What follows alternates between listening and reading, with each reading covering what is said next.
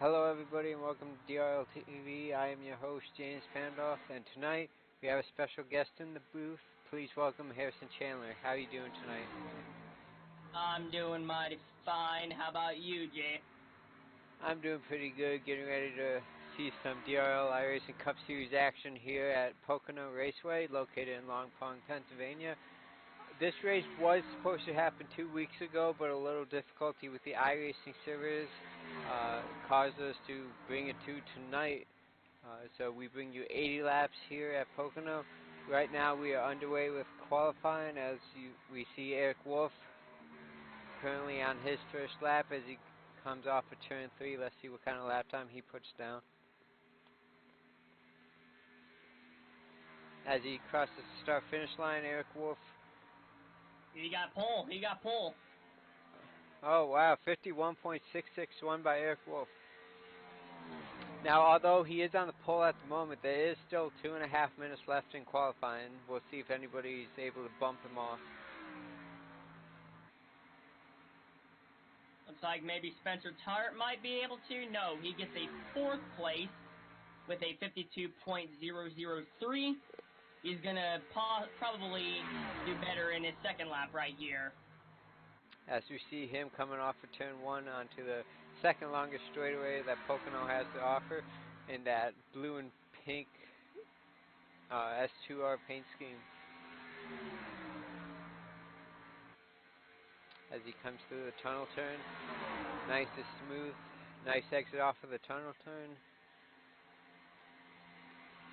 Yeah, looks like he's got it made right here. Really good lap. Making his way down turn number 3 right here. I'd say this lap might be pretty good. Doesn't hit the wall, so this lap will count. Let's see what he gets. And it is a 52.186, not faster than his first lap, so he will remain in 8th position. See Bill Edwards in the number 75, making his first completed lap here. He will get a 52.556, 13th on grid out of 14 so far. With 1 minute remaining, Eric Wolf is still on top. Richard Springer is currently 2nd place. He's on his 2nd lap right now, coming off of the final corner. Let's see if he'll improve his time at all. And he does not improve, so currently 2nd place is Richard Springer with 40 seconds remaining. Who else do we have on track? Right now we have the 75 of Bill Edwards coming into turn 3 for his final turn of qualifying this week. So far in 14th position, let's see if this will be a better lap. As he comes down the straightaway, this lap time is a 52.185, so it is better as he is in 11th position. Jim Westerfield also just qualified there, a 10th place for the number 4. And also Chris Lucky making his first lap. However, he won't have time to do it because time has ran out. And that is the end of qualifying. With that said, it looks like Eric Wolf will be a pole sitter for tonight as the field grids up.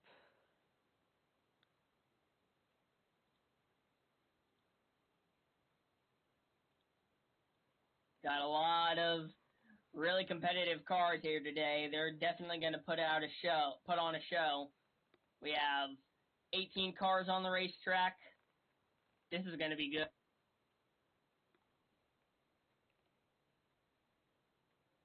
Let's see if we can pull in Eric Wolf for an interview.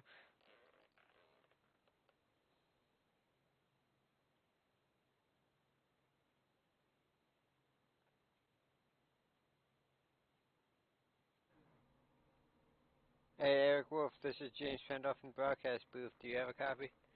Yeah, I do. Well, Eric, currently sitting on the pole. You know, a couple weeks ago wasn't the best for you, but you get to make it up here again. What are you expecting here for Pocono? I'm expecting it to get really tight after just a couple of laps. I'm not sure how it's going to go. I haven't done any official races with this car at this track. It's actually my first couple practice laps there. I'm not sure what to expect. I'm just hoping to get out of here with some good points, hope to get a top 5, stay out of some trouble for. Absolutely, and as we all know, these are 3 different corners. Gonna have to really keep your mind in the game as you complete each and every corner. Which corner do you think is giving you the most trouble? I feel pretty comfortable in all of them, but I think turn 3 is the most important one to hit correctly because you have that long straight afterward. If you mess that up, guys are going to eat you up, I think. So yeah, turn 3 is going to be pretty critical. Alrighty, sounds good. Harrison, do you have anything for Eric Wolf as they roll off for pits?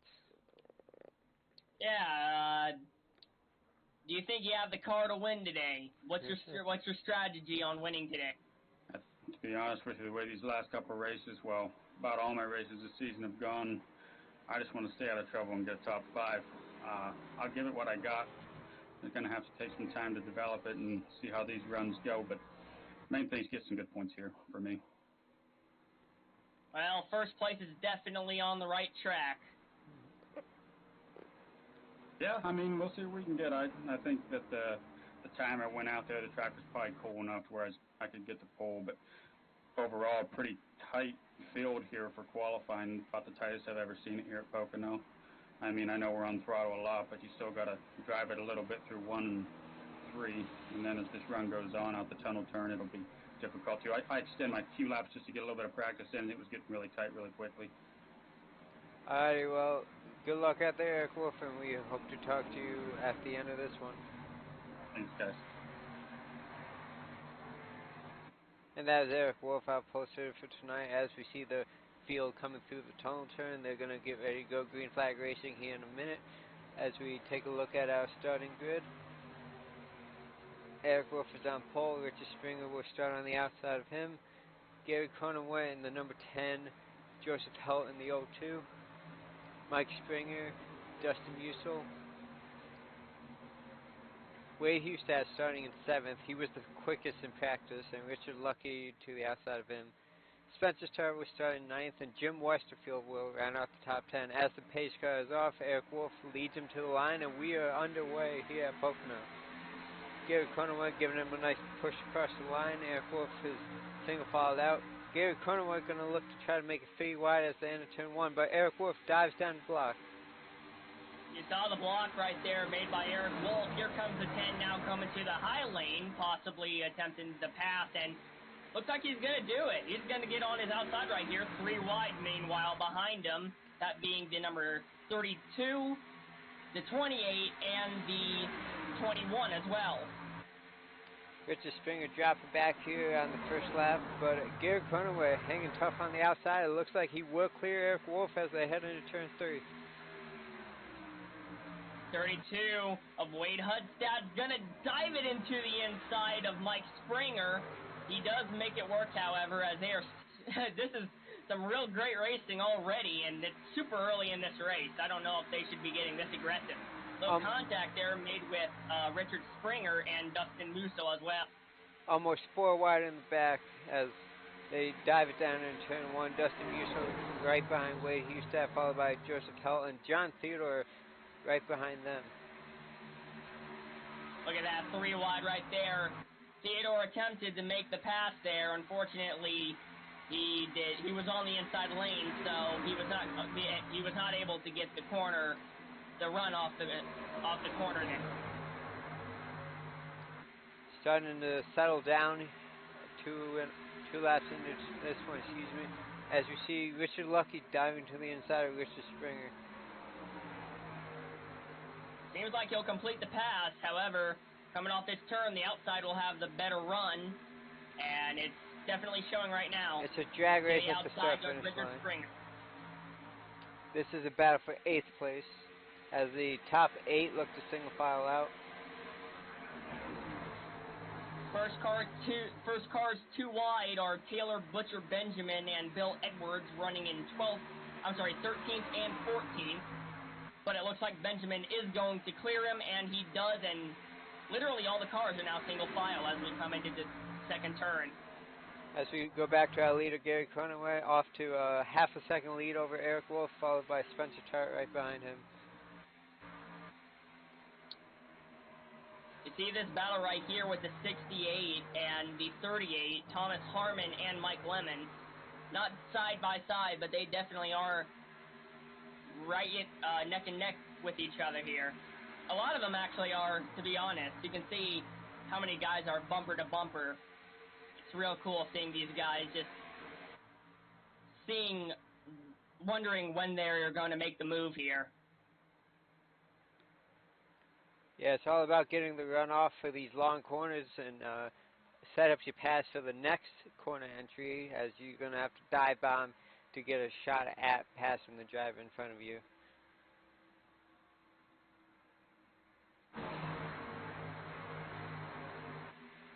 As you see Thomas Harmon looking to the inside of John Theodore. Entering turn Looks 3 like he's here. going to make it stick. As Yeah, he does. does. There he goes. I'm sorry. He shuts the door on him, but John Theodore with the crossover. Mike Lemon right behind him. Too wide coming into this turn right here. Theodore might get him, but like I said, that outside is going to have the better run off the corner. So, it's pretty indecisive right here. Harmon has the run off the turn. Theodore stays low. He literally has nowhere else to go, of course. And he's going to hold on to that position. And Mike Lemon's actually going to take the position away from Theodore as well. Another side-by-side battle here with Richard Lucky and Spencer Tart, as Tart has the run on the backstretch. However, the 41 will get the run coming into the turn. It's real tight racing right here. He goes really wide. Tart goes really wide off the corner, and that will give Richard Lucky the position. And that was for 6th place, as Mike Springer is now right on the back bumper for the 28 of Spencer Tart, pushing him down the long straightaway we have. Into turn 1. Gary.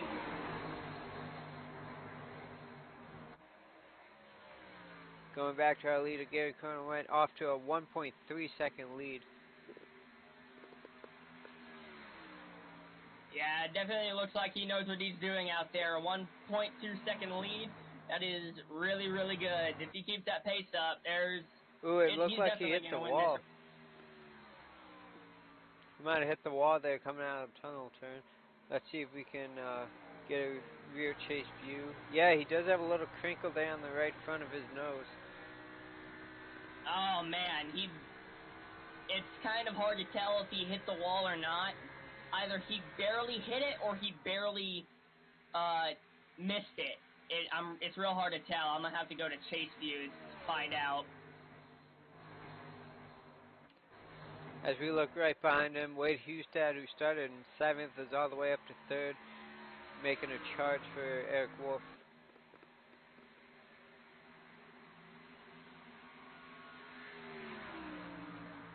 I'm looking at this battle for 3rd right now. Got 3 guys neck and neck with each other. Joseph Height, Richard Lucky, and Thomas Harmon.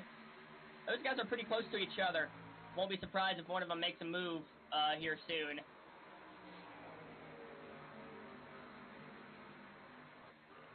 Another side-by-side battle here with Dustin Musil and Mike Lemon. Looks like Lemon might get this if the 22 doesn't get the run off the corner coming out of 1. He does have John Theodore pushing him. Too, though. That is correct. As we see John Theodore diving to his inside, he's going to try to make a move on Dustin Musil as they go down this long straightaway into the tunnel turn, Side-by-side battle once again with the 75 of Bill Edwards and Spencer Tart in the 28. Oh, Looks Richard like Springer in the wall. Into the wall goes the 21 car. Upside down, coming off of the turn. Looks like he got loose a little bit. Richard Springer in the number 21 Ford Mustang. Heavy hit. Looks like his day is done. Smoke out of the back of the car as well. The front is completely torn up. Heavy, heavy hit to Richard Springer in the number 21. As we see that replay right there, he just goes wide and hits the outside wall, and it shoots him straight back across into that inside barrier. Yeah, with at this rate of speed, if you hit that wall, you're either gonna just stay up there and get a lot of damage from that, or your car is gonna go down, start coming down and spin, and you're gonna cream the inside wall, which unfortunately for Springer, that happened. And look at that. That hit was so hard he ended up on his left side. That is just unbelievable. That was a huge hit. Running in 11th at the time, by the way. Yeah, that's a very tough break for Richard Springer. Started on the outside pole, looking to have a good run here. Yeah, just a shame. Very, very early in the race, only lap 8. You got 80 laps of this. That's very heartbreaking that happened so early. I still can't get over how hard that hit was, though.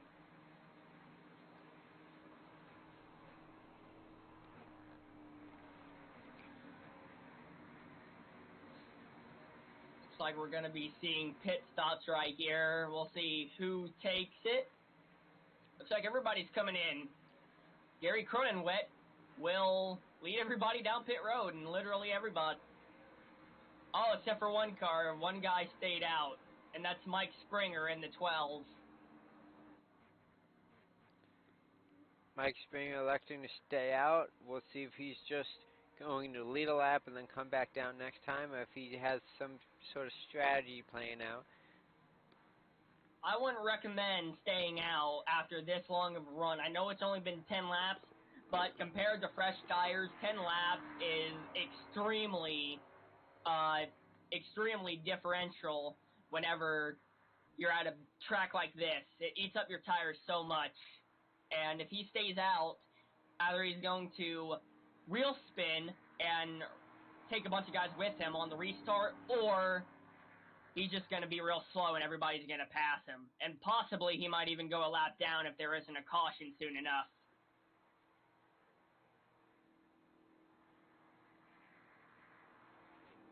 Change of leaders, by the way, coming off pit road. Eric Wolf is now in front, and Gary Cronenwet is in second. So, a really good pit stop for Wolf. It looks like that pit stop really paid off for him.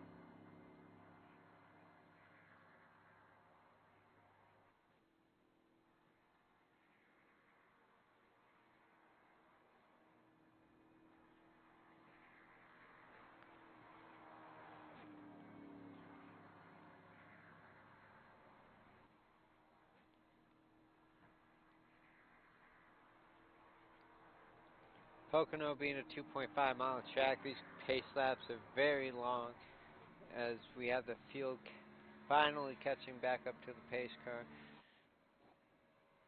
We see in the picture Eric Wolf and Gary Cronenwet finally joining Mike Springer. Yeah, they call it the tricky triangle, not only because it's really hard to get around, but it is also extremely long, 2.5 miles. I think the only three tracks that are bigger than this track is Indianapolis, Daytona, and Talladega.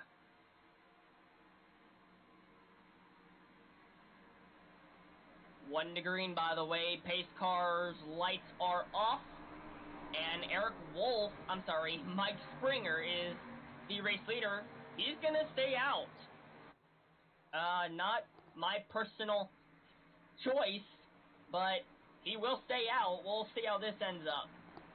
As we have Chris Lucky in pit road at 5.33, he might have just been topping off fuel right there.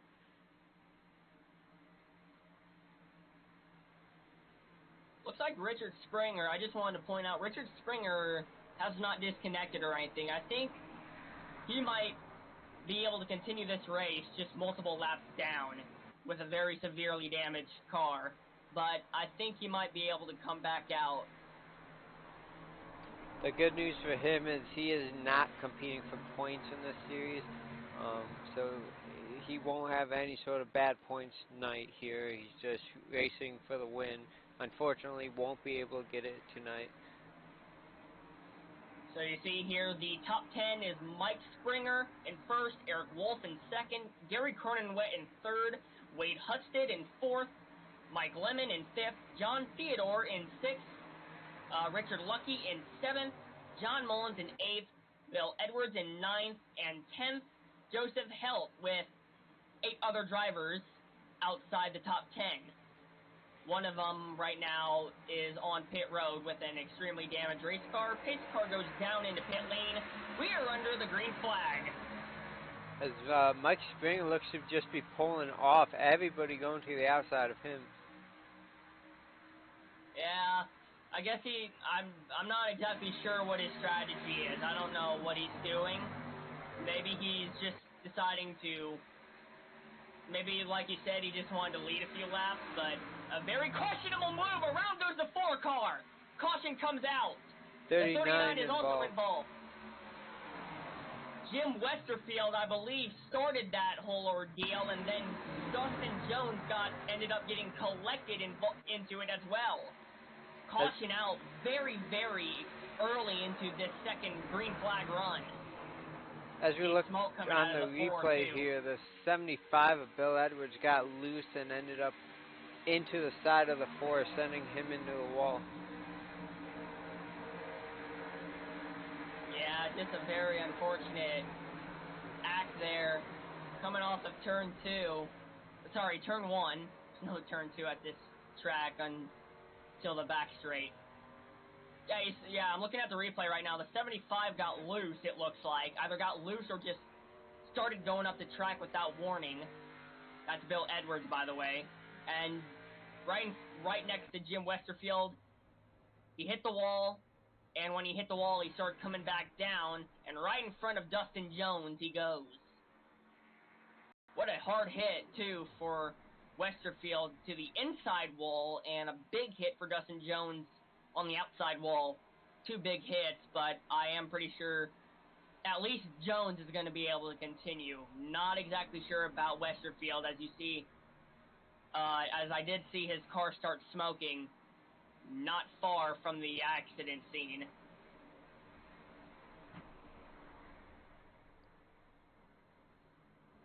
Yeah, I believe Jim Westerfield tonight's going to be over. He did end up blowing his engine with that wreck.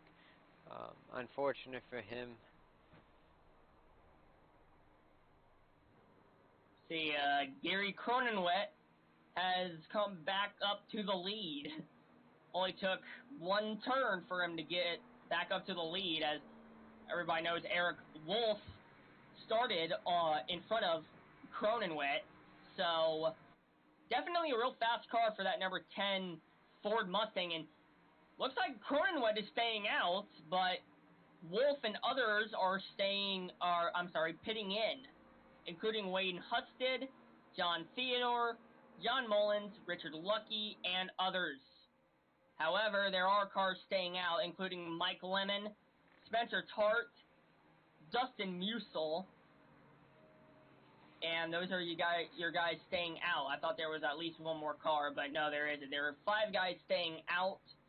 So, I mean, it was a relatively really short green flag run, so I can understand where they're going, where they're going with. But you see a lot of guys also just deciding to pit, just being safe in case something bad happens. As we see, Eric Wolf is first driver off pit road. Yep, Eric Wolf is off pit road first, followed by Wayne Husted in second, John Theodore in third, John Mullins in fourth, Joseph Helt in fifth, Richard Lucky, Thomas Harmon, Chris Lucky, Bill Edwards, and Mike Springer. As we also have 2 guys on pit road right now, that would be Dustin Jones and Richard Springer, and also Jim Westerfield is done for the day as he has disconnected from the server, so very unfortunate for Jim Westerfield in the number 4 Chevrolet Camaro.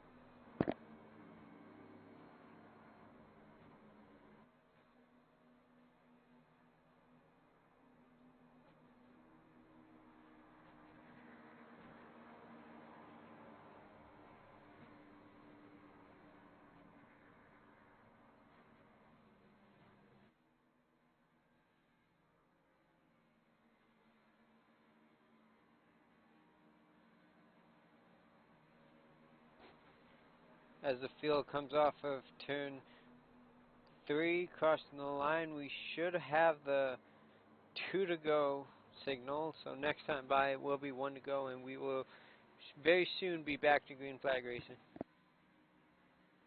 We got some guys going down pit road once again. Mike Springer and Bill Edwards. Also Chris Lucky and Richard Lucky. A lot of guys going down pit road again. Oh, and also another thing is Dustin Jones has gone out pit road. He's coming back in, though, probably to get new tires, but he is still in the race. I think a lap down, but he is still in the race. Oh, no, he isn't a lap down. He's somehow still on the lead lap.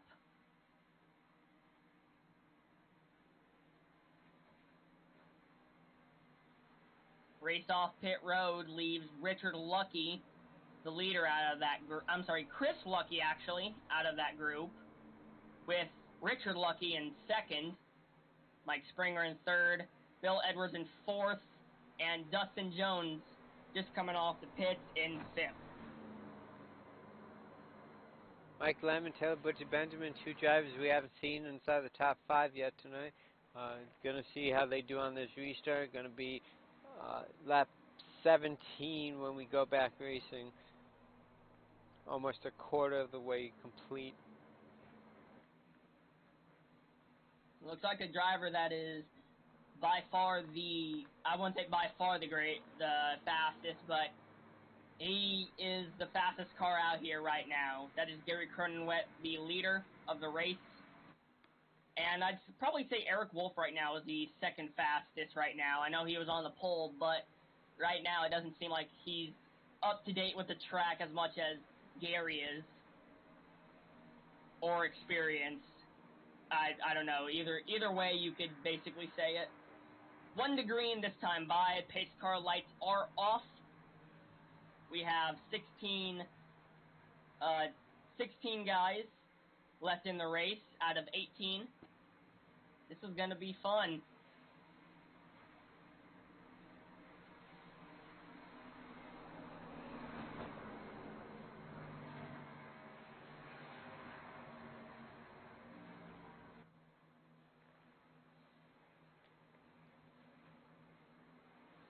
Just want to remind everybody, though, the top 5 have stayed out for this green flag run here. Either they're hoping for a really quick caution, or they just think their tires are not worn enough to lose any track, which is possible. But honestly, in my opinion, I don't think they're going to be able to make it. The one driver I'm going to look out for on this restart is Eric Wolf, the first driver with tires. Him and Wade Hustad might even try to make it 3 wide if he dives to the inside of these drivers as they head into turn 1 on this restart. So the top 10 is Gary Cronenwet, Mike Lemon, Taylor Butcher Benjamin, Spencer Tart, Dustin Musil, Eric Wolf, Wade Husted, John Theodore, John Mullins, and Joseph Helt, along with 6 other drivers who are on the racetrack, and 2 that have DNF.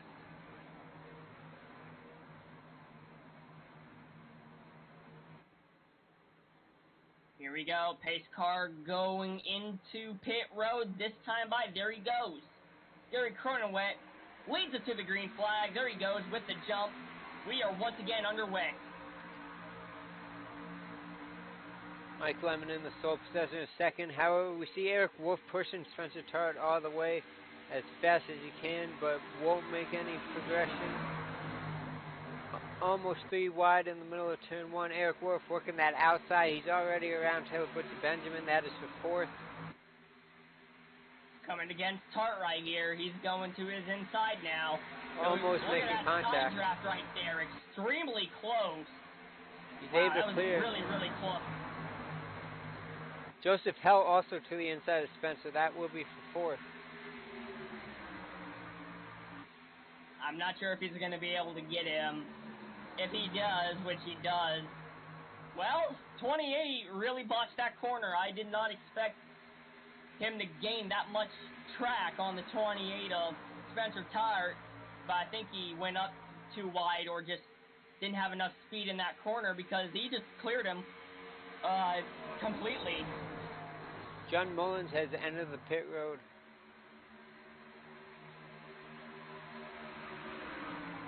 Another car that is off the pace is Dustin Musil in the 22. He has hit the outside wall. And the caution is out. I believe they threw the caution out because of what happened to Musil right there. Looking back in the replay in turn 3, heavy contact between the 64 and the 22. Yeah, they're 3 wide right here. That's Dustin Musil in the 22. John Mullins in the 64. Yeah, Musil gets pretty low into the grass, bobbles, and just collects John Mullins. You had nowhere to go. I don't know. Honestly, I'm kind of split. I don't know if Mullins came down or if Musil went up. I feel like it's kind of a mix of both. That's Mike Springer, by the way, way on the outside lane of this 3 wide. He had nothing to do with this contact, though. Ah, man, that's really hard to say. But anyways, after that, he got into the grass, which basically there's no traction there, so you're gonna slide up the racetrack, basically. And he goes right back into John. And they both hit the outside wall pretty hard. Very unfortunate for John Mullins and Dustin Musil.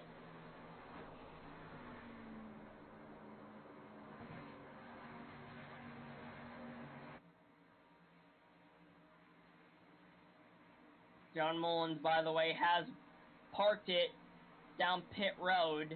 He's not out of the race, just like Richard Springer, but he is on pit road right now, making sure his damage is fixed. Just a big tough break for some of these guys.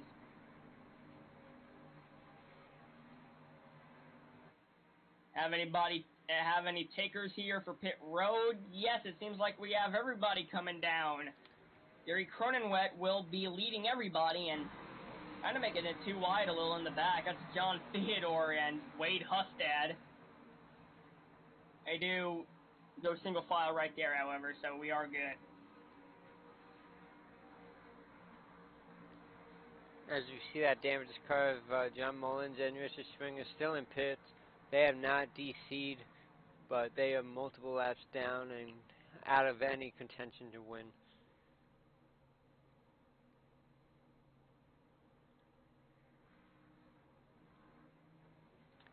As you see the race off pit road here, Gary Cronenwet's going to win off pit road, followed by Mike Lemon, Joseph Hull, Eric Wolf, Spencer Tart. I think Hustad actually got Tart there. I might be wrong, though. No, you're right. He did get him. He did.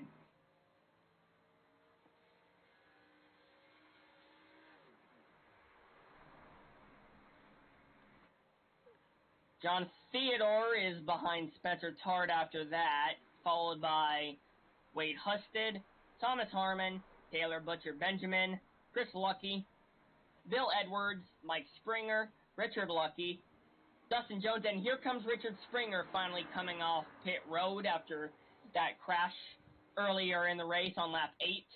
He is finally pulled off pit road, and he is back in action. Dustin Musil is also off the track. He was the one that was in the latest wreck. However, John Mullins is still on pit road, unfortunately. So I think he's going to go a lap down here, unless he starts going real quick. While we are under pace laps, I am going to step away real quick. I will keep it focused on our leader, Gary Cronenwet, and I will be back shortly.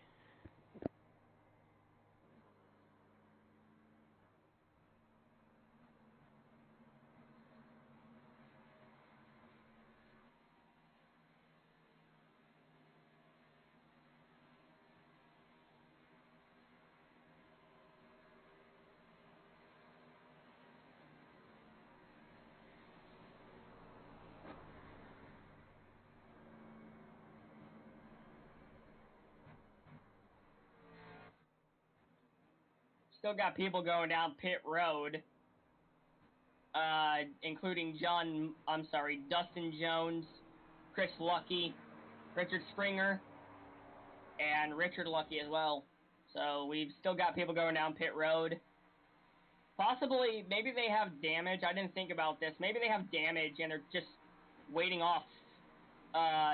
They're just waiting.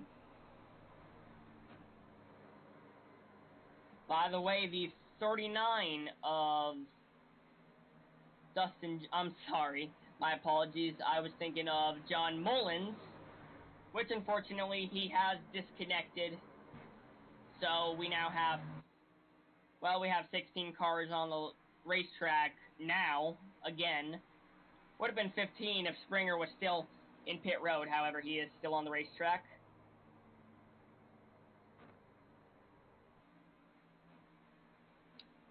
Yeah, John Mullins is the guy I was thinking of, not Dustin Jones. I apologize, folks.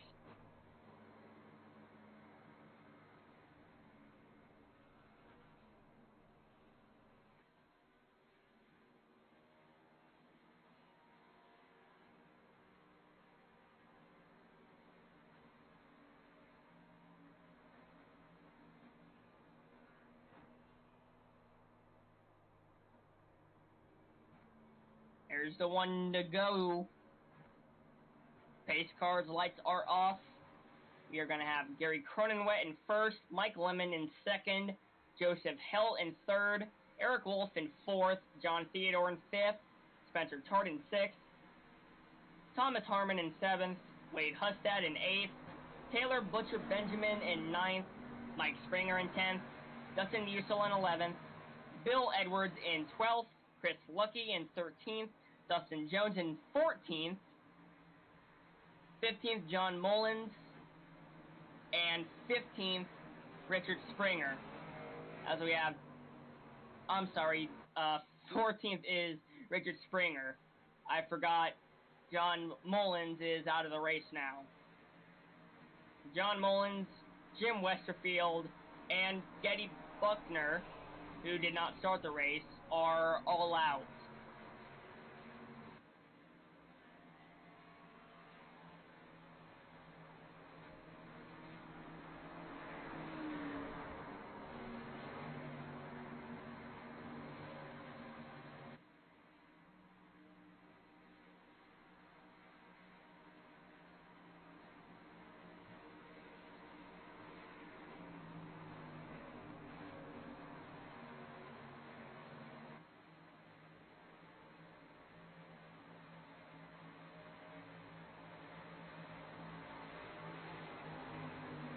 Here we go, folks. Pace car is just about to make his way down pit road. We are doubling it up with 16 cars on the racetrack. It's going to be good. There goes the pace car. Cronenwett's choice, and there he goes. Green flag waves. We are once again underway. As you see, Eric Wolf pushing the back bump of Mike Lemon all the way into turn one. He's going to try to give Mike Lemon that run, but Gary Cronenwett shuts the door. Really good run by Cronenwett into one right here. Got a real good lead. But with this package, draft is key, so these guys are probably going to catch up to him. Mike Lemon will probably get the run right off here, and yes, he does. Look at the bump draft by Eric Wolf. That was a really good bump draft, as you saw John Theodore go on the apron right there. Problems for him.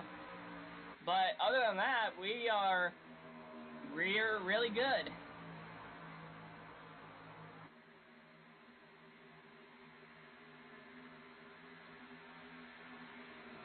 Gary Cronenwett already to a 0.4 of a second lead over Mike Lemon.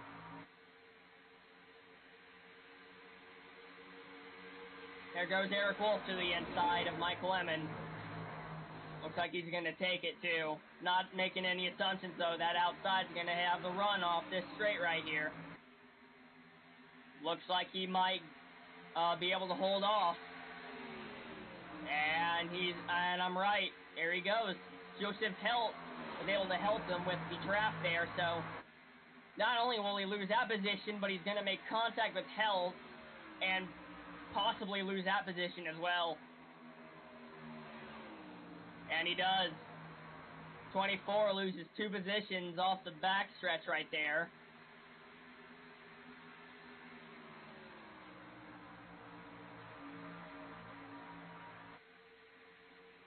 Pretty single file run now, as you see.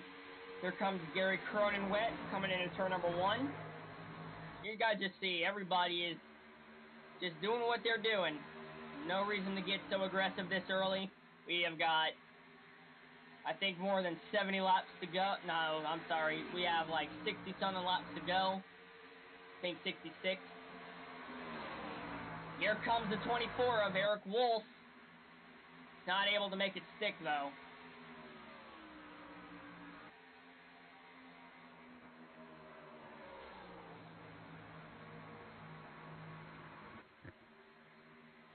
Single file through the top 10.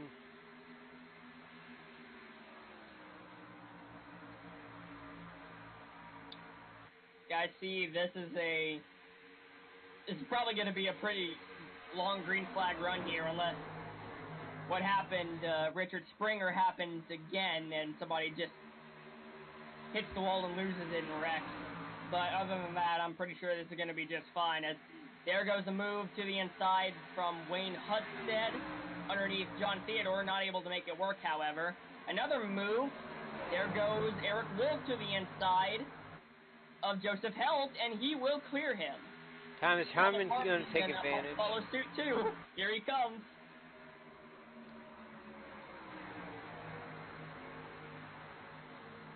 Looks like he might do it. No, never mind. 24 is going to have the runoff here. And that settles it right there.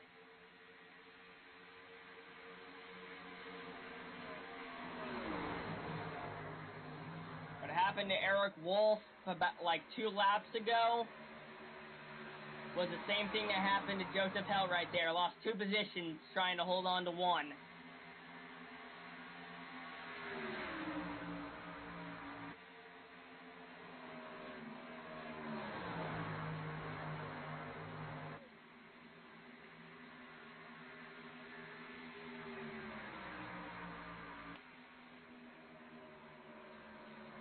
To the inside goes the number 8 of Taylor Butcher Benjamin. He attempted to make the pass, but he was nowhere near him. So this will stay single file as of right now.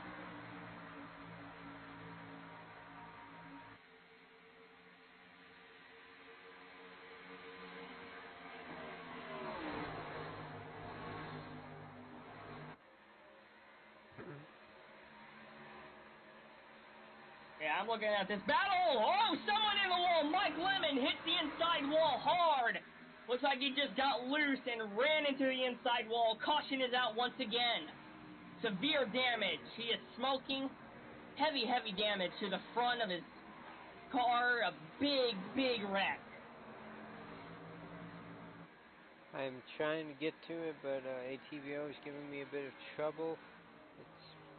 I'm looking at it right now here, Mike. I'm sorry, James. Mike Lemon, same thing that happened to Springer. Hit the outside wall. Car got loose because of it, and head on into the inside wall. Exactly what happened to Richard Springer on lap 8. Exactly what happened. Hit the outside wall. Car got loose because of that, and he couldn't save it and just creamed the front of his car into the inside wall. Heavy, heavy hit.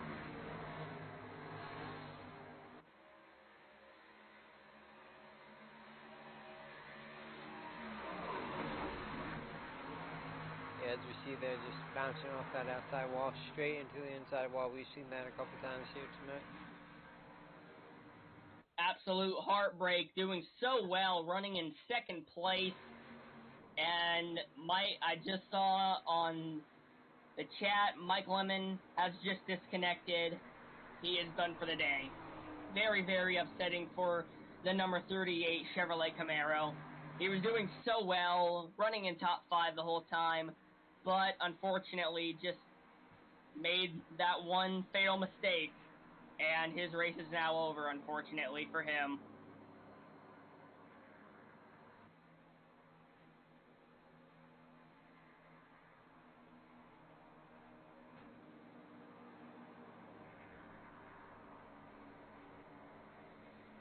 See if we have any takers on pit road. That was a relatively long run, so I'm guessing everyone's going in. And I'm right. Here they go. Yep, Gary Cronenwell leading them to pit lane. Eric Wolf, Thomas Harmon right behind.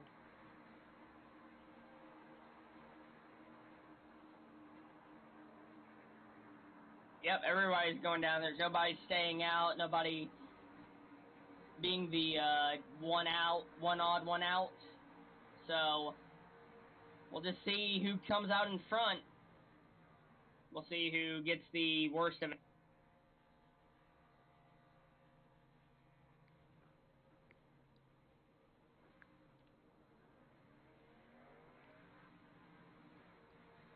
Looks like somebody is taking 2 tires.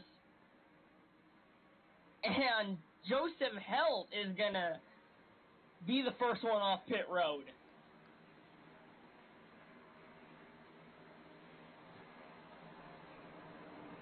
I think he was in second whenever... No, he was not in second. He was in 5th. Great pit Fourth, stop there sorry. by the 02. 4th. Very, very great stop indeed, James. That was amazing. I don't know how he got that such a good run all of a sudden. 4th to 1st in one straight during pit stops. Like, that is incredible.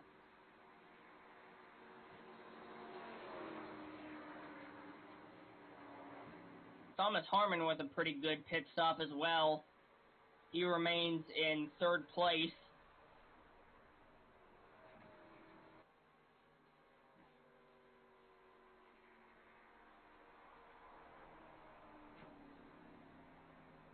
As the field finally catches up to the pace car, Joseph Helt is your leader.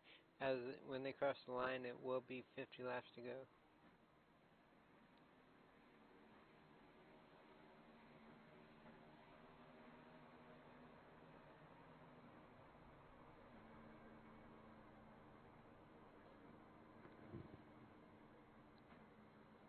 Two to green, so probably gonna have to wait another 5 minutes until we go green here. So while you're at it, go get some popcorn so you can enjoy this with a full stomach. How about that?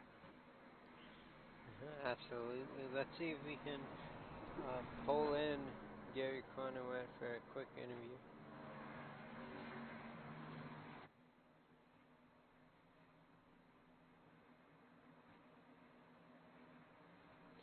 Hey Gary, this is broadcast booth. You have a copy? Yes, sir. I do. How you doing? I'm doing pretty good. You currently sit second after those pit stops. Joseph Helt managed to beat you off the pit lane. So far, you've been the dominant car here. Eric Wolf did have the pole. With going to be under 50 laps to go, what's your strategy moving forward? Our strategy is managing that right front tire. Alright, well, we've currently been 30 laps into this race. Has the track changed significantly, or has it been pretty stable since the beginning? Oh yeah, it has. It's been tight for the first 15 laps, and now it's starting to get a little freer, which kind of comes to the advantage of how you run the track. But I think this number 10 SGK Racing team will hopefully get a podium spot today. Yeah, unfortunately for your teammate, Mike Lemon, he was a victim of the outside wall, and he is DNF for the night. Hopefully that won't happen to you. You're now the front runner for SGK Racing here tonight. Harrison, before we let him go back racing, do you have anything for Gary Cronenwell?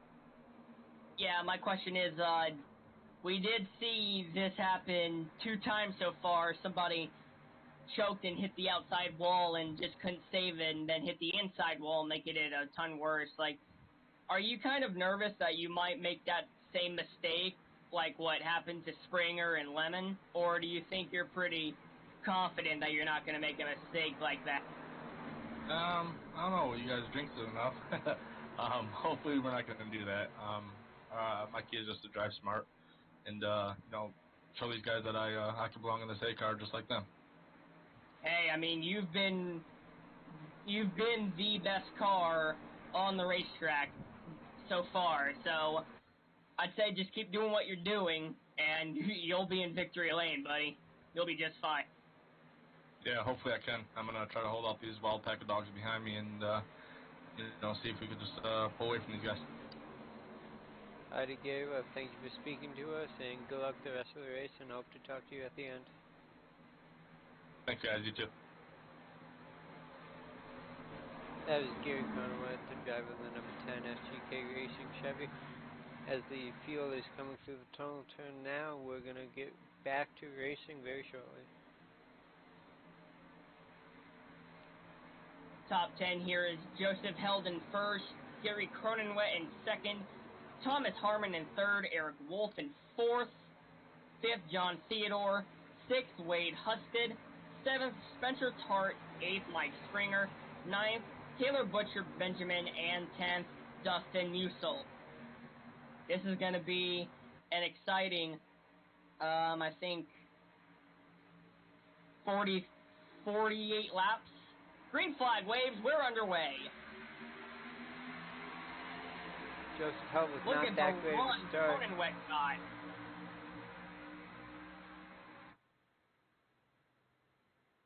I don't know what happened to Helt right there, but he did not get going, and Gary Cronenwet is already the race leader.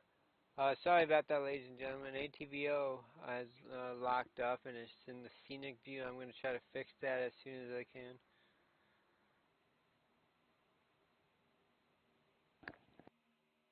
Well, right now it's a two-car battle for the lead here between Joseph Hell and Gary Cronenwet. He's able to hold off Joseph right now. The question is, does Wolf or Harmon have anything for him? Harmon's going to clear Eric Wolf right here for the third position. Off turn 3 they go, and down the front stretch, lap number 34 is now in progress.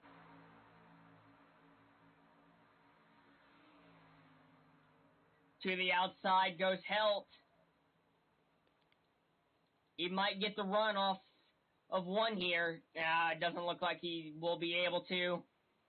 He went too high.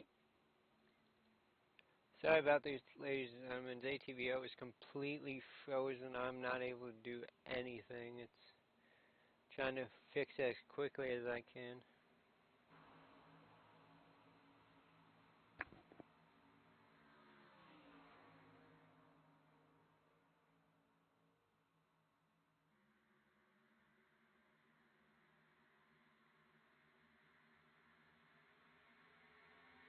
Two-wide battle with Taylor Butcher Benjamin and Dustin Musil. This will, however, go out as Musil will fall in behind Butcher Benjamin. However, Bill Edwards will now get to the inside of him, and he will clear him into turn number 1.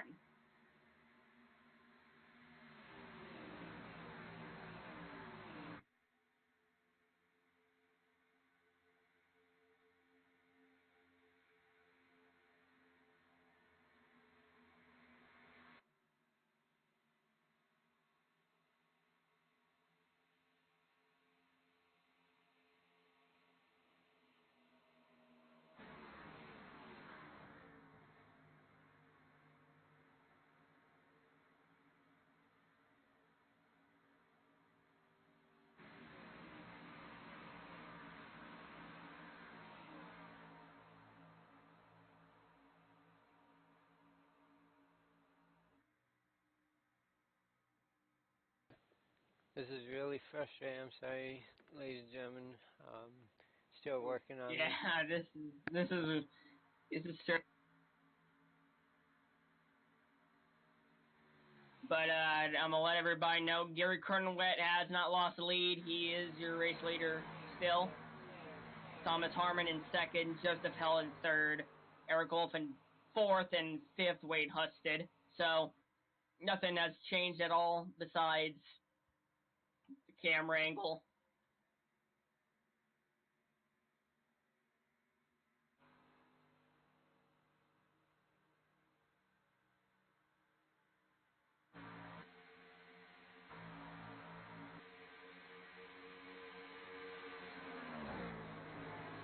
There we go. I got it for the meantime. We are currently focused on the race leader, Gary Cronenwett.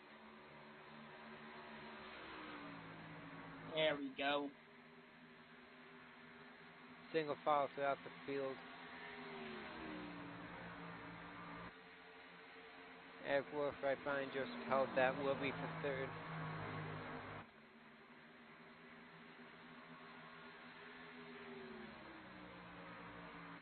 I like what I'm seeing. Caution's out. Caution is out, and it is for Dustin Musil, as I believe he spun out and nicked the inside wall.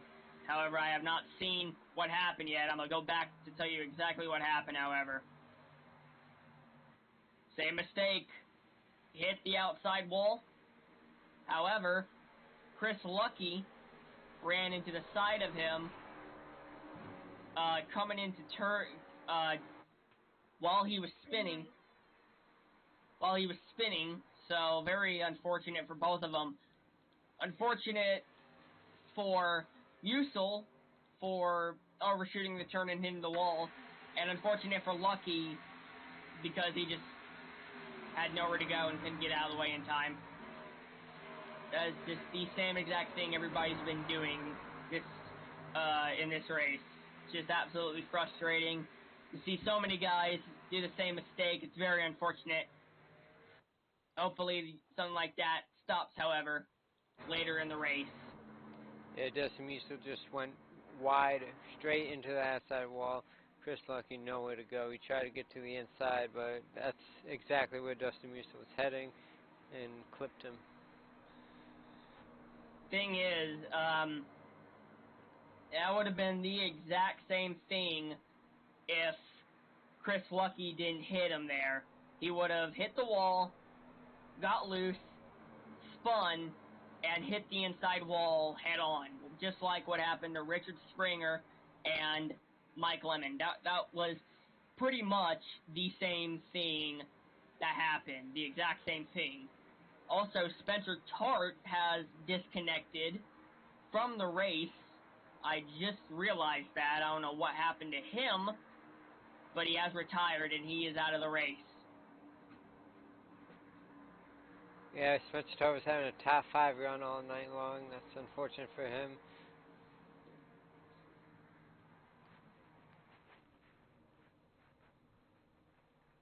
Joseph Hell had to back up into pit lane.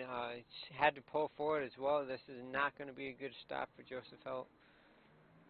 A great pit stop on the last time. A terrible pit stop this time. As the 10 wins the race off pit road. Look at all the spots he lost.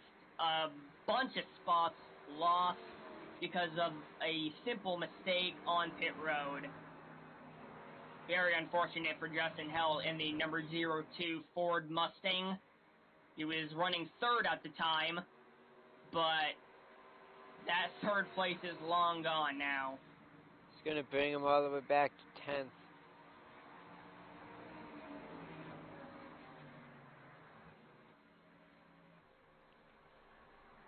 As we see on the racetrack, a lot of cloud coverage. It almost looks like overcast has entered the tunnel turn area of the track.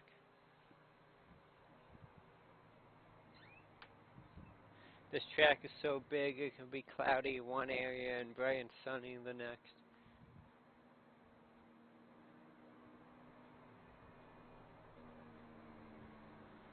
Looks like Gary's having a little fun with the pace car.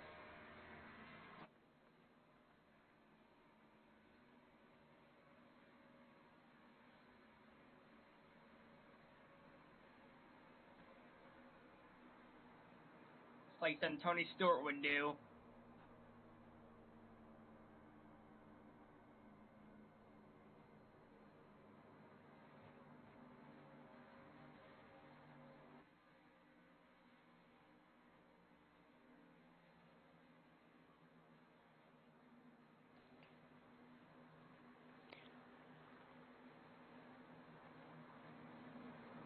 Let's take a moment to remind our viewers the next race for the DRL iRacing Cup Series We'll be at Sonoma on Monday, June 24th, 9:30 p.m. Eastern, for 55 laps at this road course. This is the first road course of the season. We will visit Watkins Glen a little later in the season, so be sure to tune in for some road course fun as we get to see who the road course ringers are, as we like to call them. So again, that is Monday, June 24th at 9:30 p.m. Eastern Time.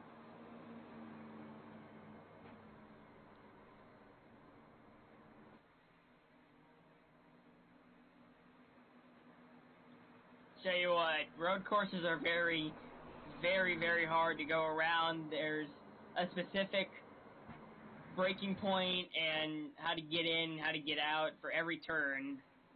Those tracks are very challenging, I can tell you that.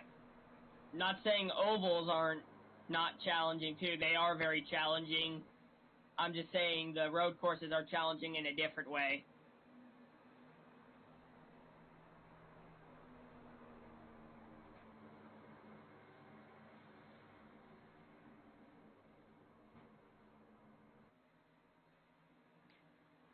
As the field crosses the line, we will be exactly halfway done with this race. Still got 40 laps to go, as the field will have the 1 to go signal. Gary Cronin looking to choose the inside lane for this restart. Justin Jones and Chris Lucky both returning to pit road. Now, I'm not sure, Harrison, maybe you know, is the field able to make it from here, or will they have to pit again? That's pretty tough. During my Pocono run, I'd say I was probably on maybe lap, probably around where they are right now on fuel. So honestly, I'm not exactly sure if I would say they would make it. Oh, I don't know. It's really hard to say. It's a very challenging thing to do from this far back. I mean, we have just passed the halfway point. I just want to mind everybody. We have just passed the halfway point, so it's probably around right there whenever you start saving fuel at distances like this. You're definitely, I don't believe you're able to make it on fuel if you just full on gas it and stuff. You have to save it in order to make it this far away.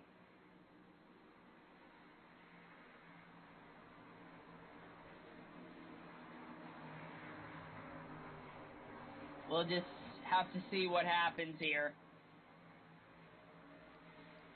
As the pace car leads him around turn 3. John Theodore, a name we haven't mentioned a whole lot, is currently in 4th place. A nice night for John Theodore. He's been needing it. Here we go.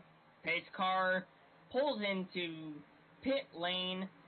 Green flag waves, we're underway. And once again, a monstrous start by Gary Cronin in the 10. Look at that. I mean, that was just another great start.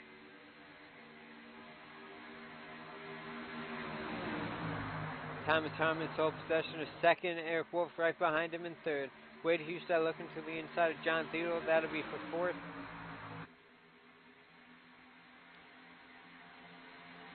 Look at the blocking right there. Look at the blocking. Gary Cronenwet trying to stay out of the draft so that he couldn't draft off him. Unfortunately, he had the same idea there. So he knew what he was doing. He came down there to get that draft. However, he could not pass him. So that shows you what just occurred there. Wade Houston and John Theodore battling hard for 5th. John Theodore pushing him all the way to the inside of the racetrack.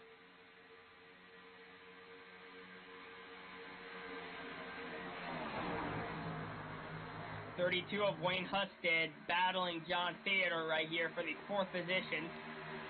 He gets the run off the straightaway, surprisingly. Oh, car spinning in the back. Dustin Musil is the guy who almost wrecked. Somehow he keeps it off the wall. What a fantastic save. took it off the wall, and even more outstanding, he was able to keep it straight. Very good save for Dustin Musil in the 22. Coming back up front, Wade Hustad, John Theodore battling hard. Right behind them, Mike Springer and Bill Edwards are side by side.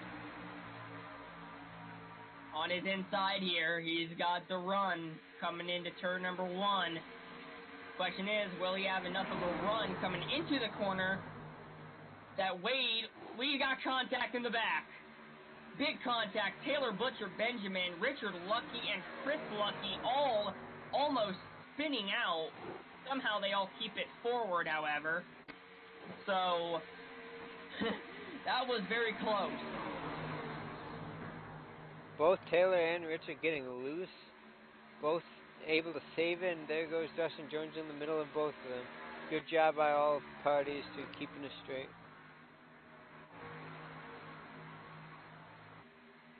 Going back for the battle for 6, Joseph Hell, Mike Springer side by side. Joseph Hell has the advantage down the straightaway. He should be able to clear him as Mike Springer tucks in behind him. Yeah, I'm looking at the replay right here. Richard and Taylor, they were the only ones that actually got loose. I thought Chris also got loose, but he didn't. It was just Richard and Taylor. And ironically, it was at the same exact time, too. Pretty coincidental. Very, very weird. Battle for the lead, by the way. Really close. Gary Cronenwet and Thomas Harmon. Thomas Harmon chasing him down. He has been for the last couple of laps. Nobody really has had an answer for Gary Cronenwet. We're going to see if Thomas Harmon, is the man to do so. Seems John Theodore is getting passed by Bill Edwards here on the inside. He'll probably have the run coming off the stretch right here. As you see, that's Chris Lucky in the 77 that's drafting him as well. So, two of those combined, well, I don't know. Edwards is holding on strong here. Yeah, he's got it. The 75 is able to clear John Theodore. To the inside as well goes Mike Springer. Clears him down the straightaway.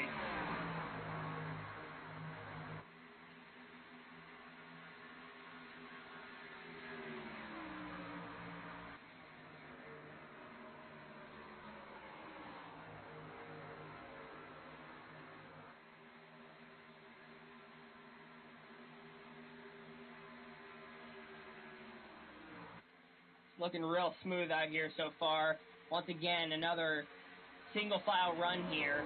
Only thing that could probably break this up is if somebody makes that same mistake we've been seeing all day, pretty much. 3 incidents where someone just hit the outside wall and they couldn't get it together and they hit the inside wall afterwards. I will not be surprised if that happens again. Gary Cronenwet hanging tough with Thomas Harmon slowly but surely reeling him in down to 0.2 of a second.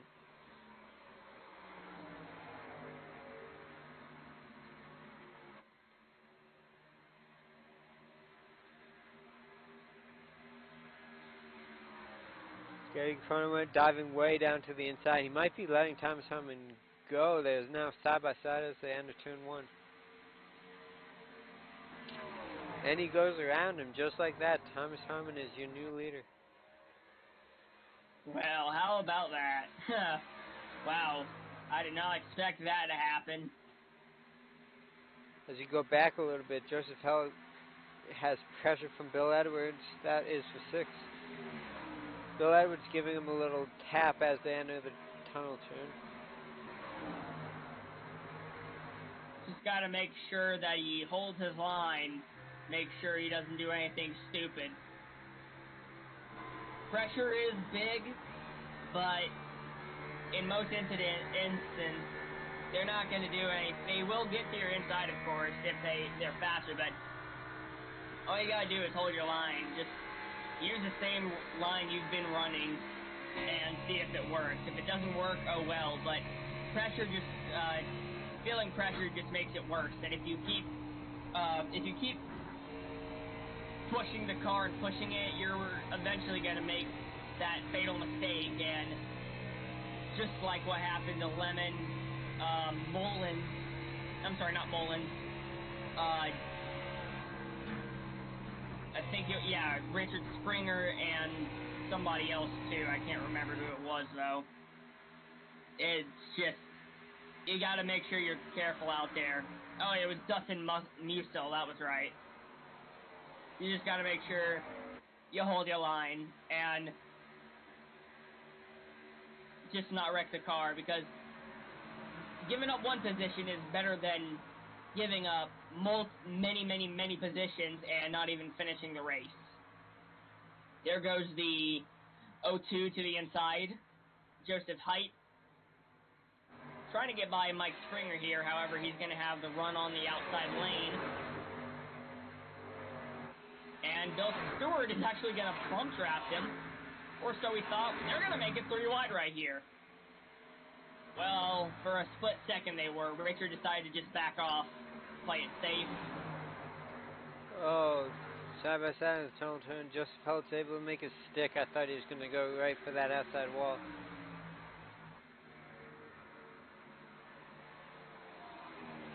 Going to be 30 laps to go when they cross the line.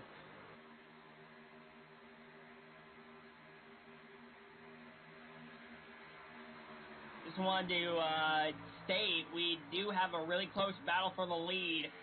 Cronenwet is literally right on him. It's pressuring him.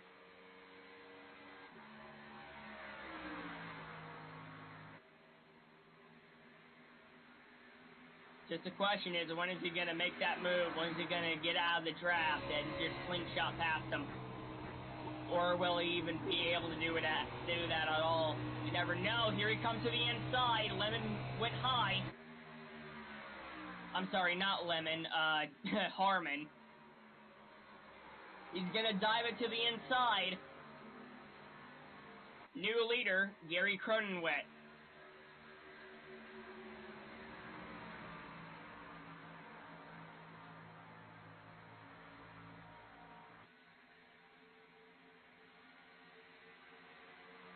Won't be surprised if Harmon gets him back, however. This draft is very important between these two cars. It'll be like lead change after lead change here. As long as they keep battling, that'll open the door for the 24 of Eric Wolf and the 32 of Wade Hustad to catch up and make it a 4-car battle for the lead, as Thomas Harmon takes him back in the tunnel turn. Look out for that crossover, though. Watch out for that crossover. Well, he didn't do it. Oh, he thought about it. I can tell you, man, he thought about it, but he decided not to. Meanwhile, Eric Wolf and Wade Hustad are getting ever so close. Closer, that is.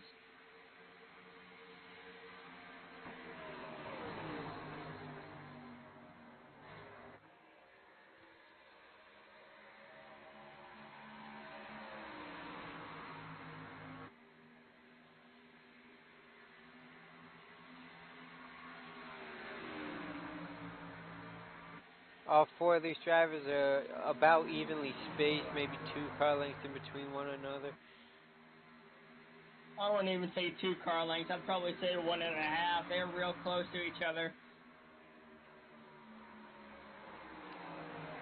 Well, actually, I'd take that back. They probably are. Coming off turn 3 to the line, Thomas Harmon, Gary Cronenwet, Eric Wolf, 3-car battle. Wade Hustad is hanging on, but it looks like he is dropping back ever so slightly. Change of lead, by the way, I have noticed. Thomas Harmon's now the leader. Oh, watch out. He really overdrove that corner right there. Cronenwet almost gone to the back of him. Eric Wolf making a 3 wide. Diving to the inside. Eric Wolf might be able to pass both of them as they drive through the tunnel, heading onto their short straightaway. He's not going to get him. He had the run on the outside there. He wasn't going to be able to pass him. There goes Cronenwet once again to the inside of Wolf. This has opened the door. Wade Husa has now joined him, and it's a 3-car battle for second. Wolf is going to get the run on the high lane right here, off the corner, so he will clear the number 10 of Gary Cronenwet. He's going to go right in front of him, and now he's going to block Husted.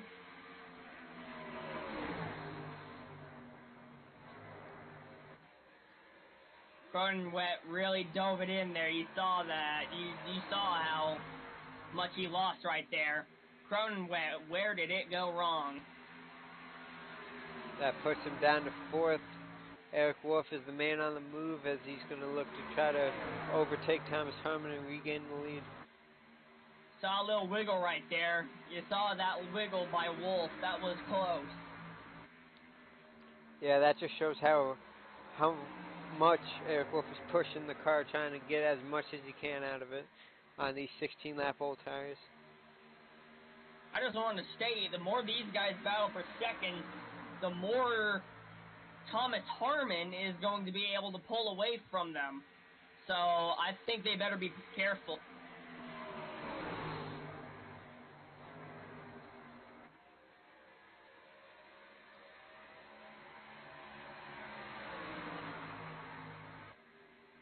Look at that run they get down the backstretch right there. They are gaining on Harmon extensively.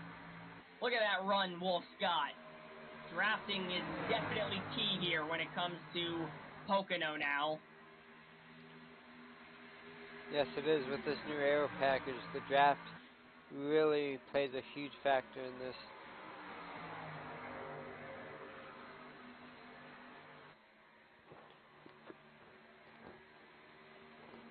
I'm just decisive to see what happens here. Harmon keeps going away from him. He keeps gaining on him. So I don't know. This is very, very split. I'm not sure if they'll be able to get him, but it's still fair game until it's over. There goes Gary Cronenwet to the inside of Wade Hudstead. He's going to have the run on the outside right here, though. Doesn't look like Cronenwet's going to get him.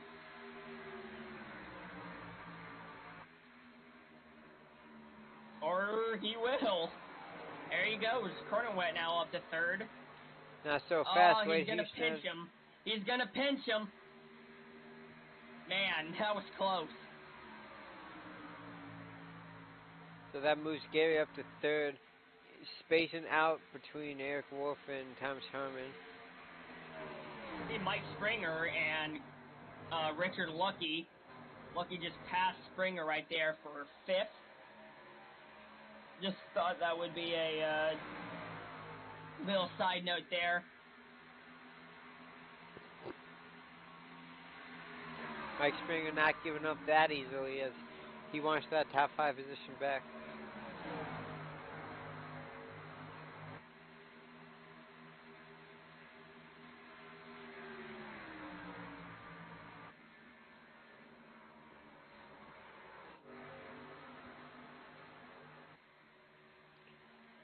Just to let everybody know, we are coming to 20 laps to go. We're 2 laps away from 20 laps to go. So this race is just about over.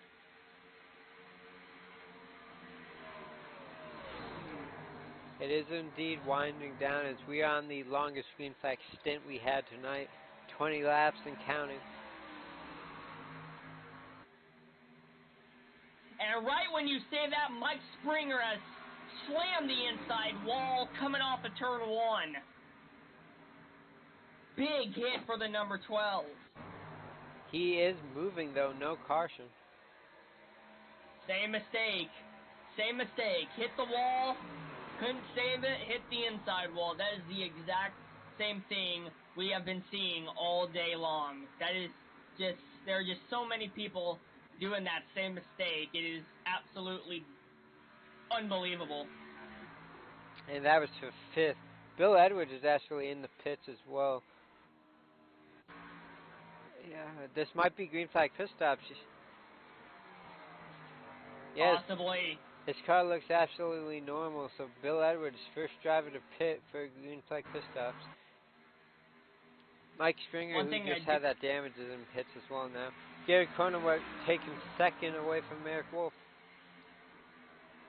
One thing I do want to mention is we are coming against the lap car of Richard Springer in the number 21. So who knows? This might play. This might be a factor on who wins this race. Oh, right whenever I say that, he's coming down pit road.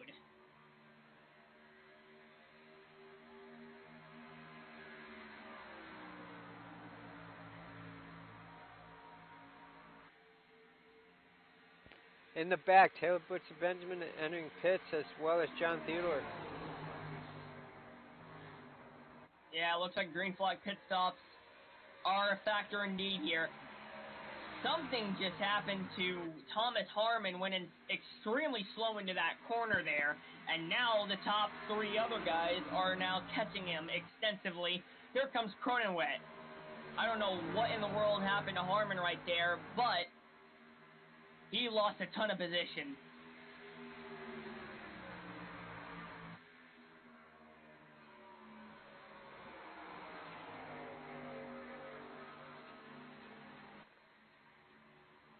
Question is, when will the top four pit? It's a very good point, as we see none of them do this time by starting lap 62, excuse me. All four of them nose to tail. As of right now, we have 7 guys who still have not pitted.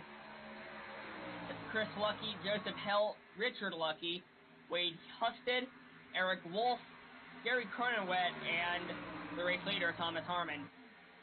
By the way, Eric Wolf and Wade Husted just blasted past Cronenwet right there. I don't know if he just let him go or if they just had a really good draft right there.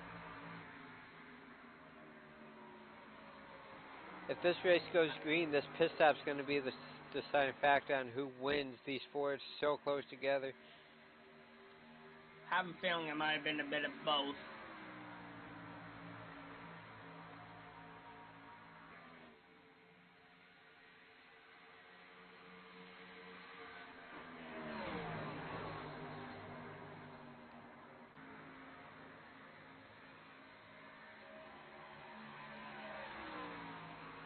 As we see, Thomas Harmon has about a half-second lead now over Eric Wolf. I did not expect Thomas Harmon to be up in the front this late in the race, to be completely honest. We saw the battle was between Eric Wolf and Gary Cronenwet. We talked nothing about Thomas Harmon, and look at this. He's pretty much a second ahead of the second place car, half a second.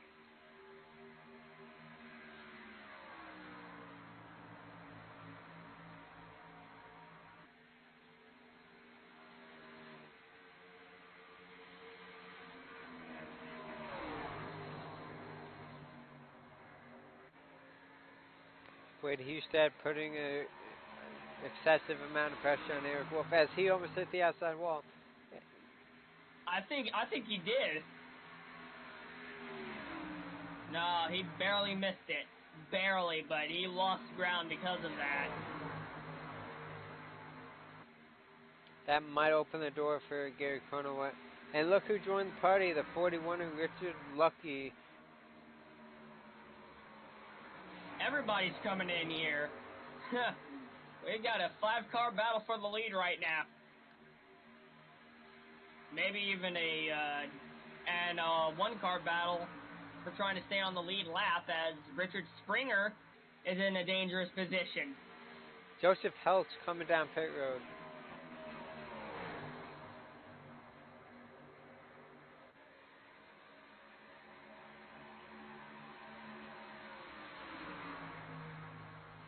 As we see Richard Lucky get by the 10 of Gary Cronenwet. Unless everybody pits this time by, they're going to catch that lap car of Richard Springer.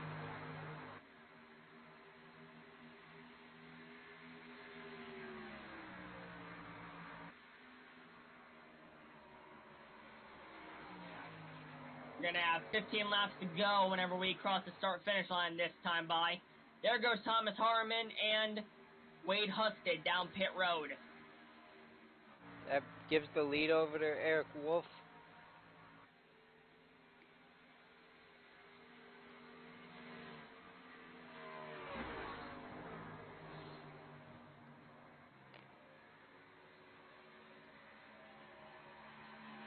It's unbelievable that with fresher tires,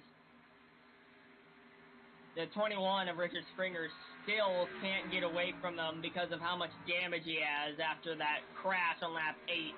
So we're probably going to see Eric, Richard, and Gary come in pit road this time by. If not, it's definitely going to be soon if they don't have enough to make it to the end. 15 laps to go, going to be 14 when they cross the stripe. Eric Wolf is staying out. Richard Lucky is going to pit. Carter Wett is also going in as well. So the only guy that is still out on the race, the only two that are still out on the racetrack that are eligible for the win right now are Chris Lucky and Eric Wolf.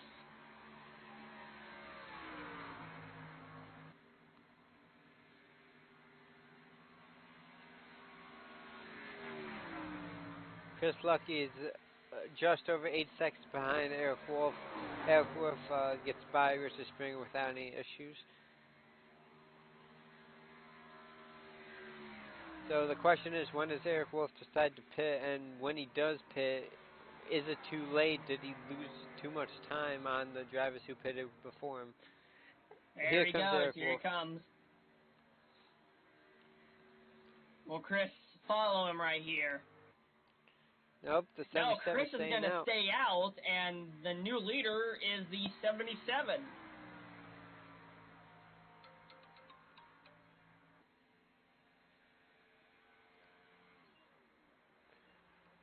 You can hear the clutch being pressed in on the 77. Chris Lucky is saving.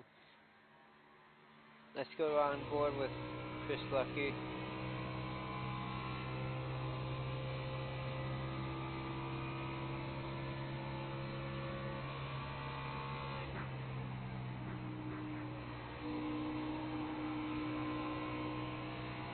Hard to say if he has the clutch on because I can still hear the engine rev. The engine. Oh, right there. Yeah, right there. He definitely pulled the clutch.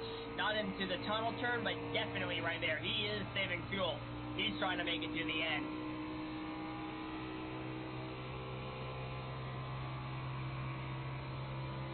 As we see him come down into turn 1, let's see how long he is on the clutch for. At like the second braking zone right there. He is definitely trying his best. We'll just see if he's able to succeed here. Oh, caution and the is yellow out. is out. Not quite sure what that was. I think Eric Wolf has something to do with it. Severe damage to his car, and it is. Eric Wolf has wrecked.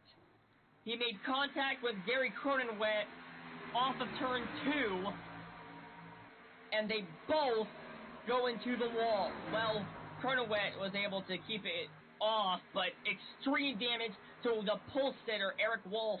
Such a shame. He was doing so well. It looked like John Theodore might have had something to do with that. It looked like John Theodore was just going too slow for Gary Cronenwet. Checking him up. Yeah, I definitely saw that. And then Gary tried to go to the inside and pass John Theodore, but Eric Wolf was there, and Eric Wolf got the worst of that one. Such a heartbreak. I mean, that was just... As we go on board with Eric Wolf,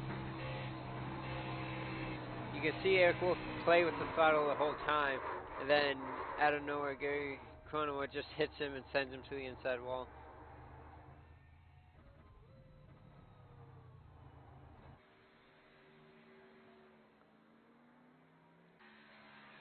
Absolute heartbreak for one of the potential winners of this race. that has now gone out of the window as a very, very unfortunate turn of events for easily one of the best cars of the day.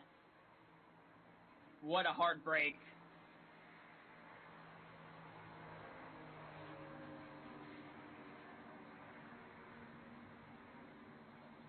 Does look like he'll be able to continue though. Unless he has required repairs, looks like he'll be able to continue. As Chris Lucky leads him down the pit. It looks like everybody's pitting, so Chris Lucky might have this caution be in his favor as everybody does decide to pit. I don't know. If you look at the right side, right front of his car, you can see, clearly you can see damage. Oh, and he overshoots his pit stall.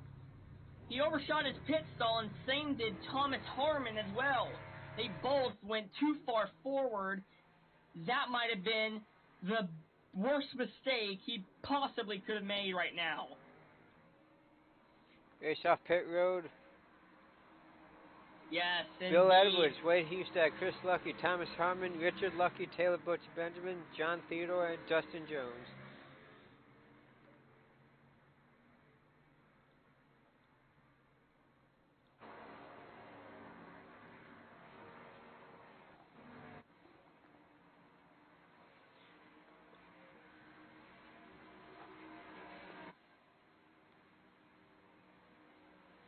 So Bill Edwards wins the race off pit road.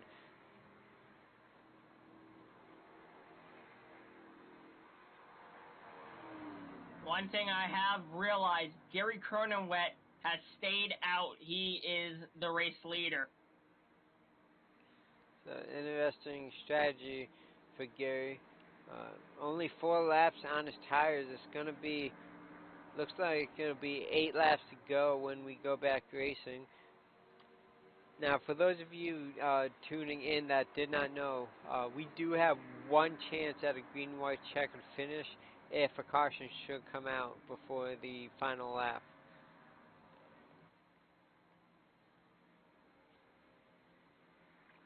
Looks like Gary will stay out as we see Richard Springer dive down pit road. So Gary Cronenwet will be the leader on this restart. Bill Edwards will start second, followed by Wade Hustad, Chris Lucky, and Thomas Harmon ran out the top 5.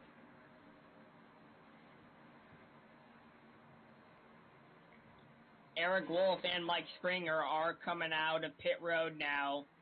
2 very destroyed race cars. Just very unfortunate for all the guys that unfortunately got into wrecks, including those 2 guys, also Dustin Musil and Richard Springer. They also got into wrecks. Dustin Jones as well. However, he is on the lead lap.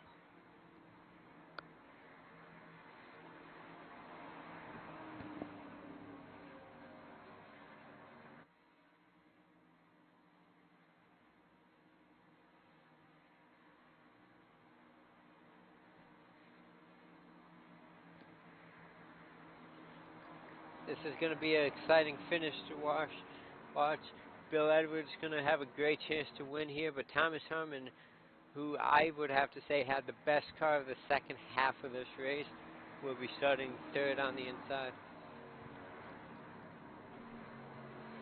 Get ready for some craziness, ladies and gentlemen, because it's going to happen.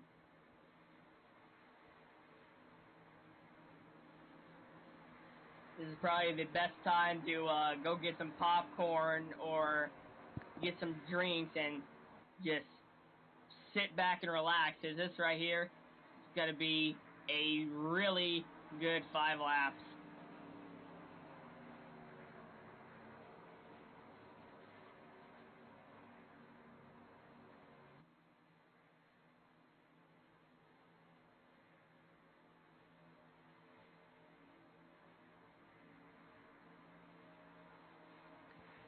Gary Cronenwet electing the inside line as the field is going to double stack here.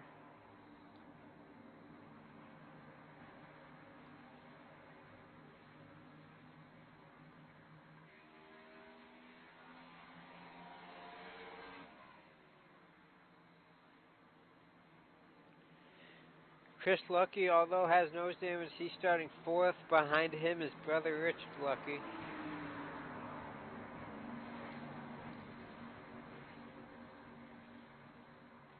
Dustin Jones with that beat-up race cars in 8th.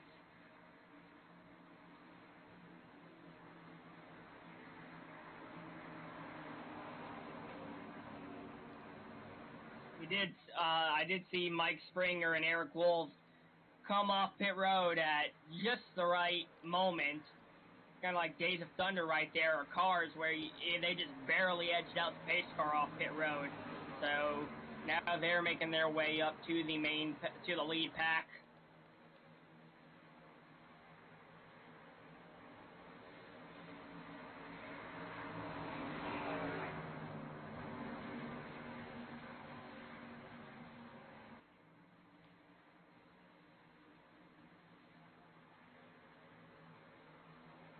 As the field enters turn 3, only 11 cars on the lead lap. And those 11 cars are Gary Cronenwett, Bill Edwards, Wayne Husted, Chris Lucky, Thomas Harmon, Richard Lucky, Taylor Butcher Benjamin, John Theodore, Dustin Jones, Joseph Helt, and Eric Wolf. This is going to be great. Pace car ducks off. Gary Cronenwett's going to lead him to the line. And we are back on the green. Surprisingly, no wheel spin right there out of 4-lap tires, so good for him on his part right there. You see, just another cannonball run on another restart. Just absolutely incredible.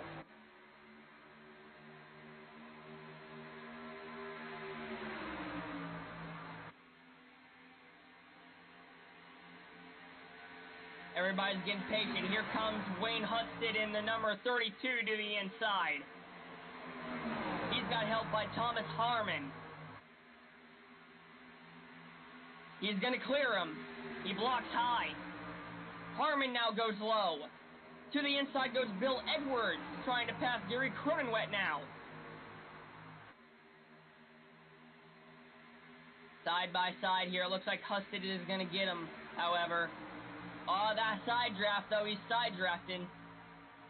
Look at the side draft by Thomas Harmon right there. That's a big side draft. He might get him because of that. And he's going to get him. New leader, the 68.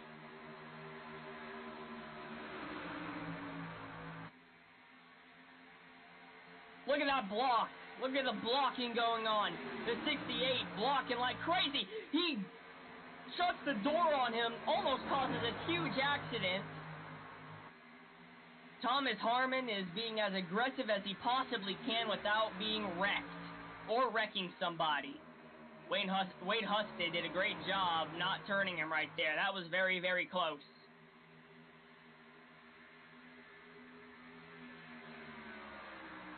See the drafting going on right there by Husted. He's at the back of him. He's on the back bumper of him. He goes low. A block. Nothing works there. No run at all. This is getting crazy, folks. This right here is coming down to the wire. 5 laps to go. Lap car, by the way, up ahead. I think that's Dustin Musil, and it is. So this is definitely going to be really dramatic.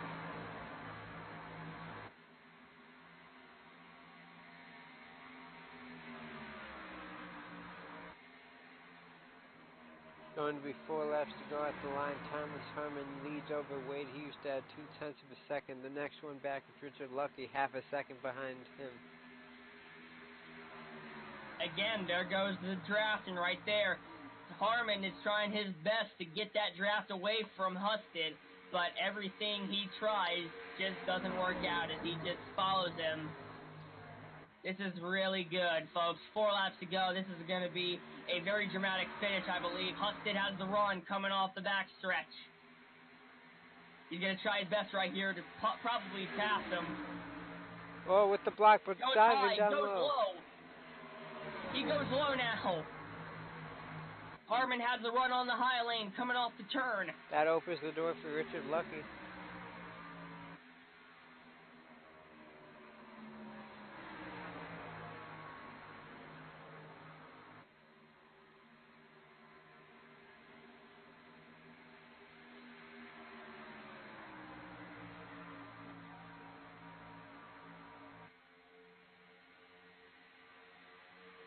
Wade Hustad giving it all he can. I don't know if he has enough.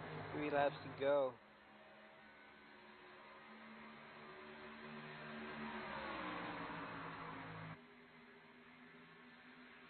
Did a much better corner.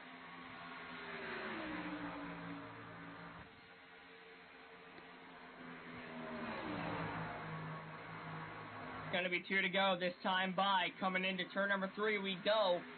What's Husted going to do? There he goes to the inside. A block. Block made by Harmon.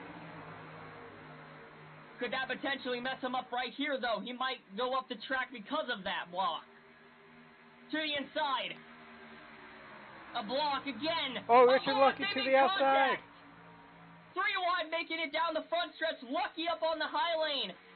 Big contact coming into the front straightaway. 2 laps to go. He is doing all he can to keep that lead away from Wayne Husted. Yeah, Wade Hustad in that 32, giving it all he can. He better be careful though. Thomas Harmon, if he makes one wrong move, he and Wade Hustad could end up in the wall.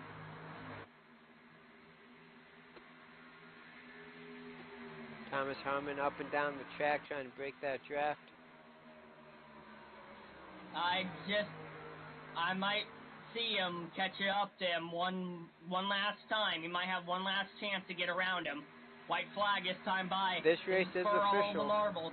It's official. No green, white checker. Just they're racing back to the line. There goes Richard Lucky to the inside. I think that opened the door for Thomas Harmon. I don't think they're going to have a chance to mess with him as Wade Hustad hits the wall. And into the wall goes Wade Husted right there. It's over. Unless Harmon makes a very, very big mistake, this going to him. This is going to him. Richard Lucky able to clear Wade Hustad. What a race, what a finish. Coming into turn number 3, Thomas Harmon. Nobody expected it at the first half, but he was able to keep up the pace and eventually get up to the lead to win here at Pocono. How about that for Thomas Harmon? What a friggin' race that was. That was amazing.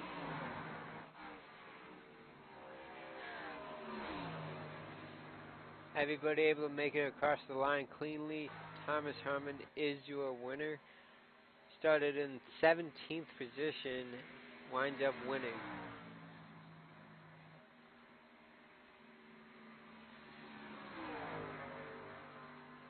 I mean, I just didn't expect him to come out on top today. I mean, that was an absolutely great race by everybody on the racetrack. Thomas Harmon blocked like his life depended on it. What a race that was. Absolutely incredible. As Thomas Harmon comes down to the start finish line to burn it down. Nearly hit that car going by him.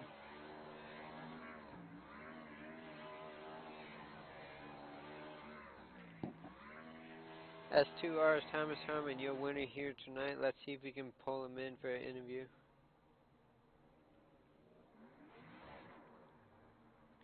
Hey, Thomas Harmon, this is James Fandoff from the broadcast booth. You have a copy? It's in 4, I got you. Well, man, what a race. You were throwing block after block, able to keep them behind you. How do you do it? Blocking. Thankfully, Wade's not a dirty racer. Otherwise, I would have been in the wall at least 3 times.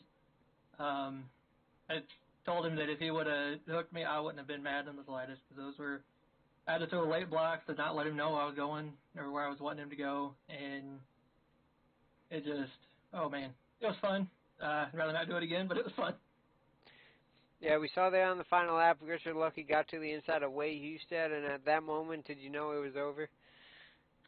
Yeah, because once the cars get side by side, they slow down so much, and you lose anywhere from 3 to 4 tenths in a lap, if not more, or maybe even a corner. But when they get side by side, it's bad, and I was hoping that Richard would get next to him and fight a little bit more earlier, so that way I wouldn't have to block as much and as hard as I had to.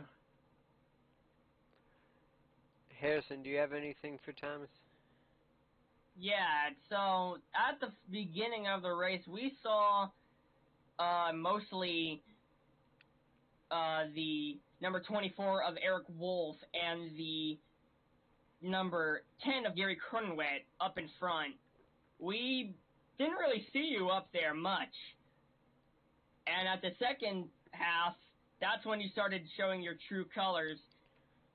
Were you expecting to grab the win earlier, or were you just completely oblivious that that win was just about to come up and get right in front of you?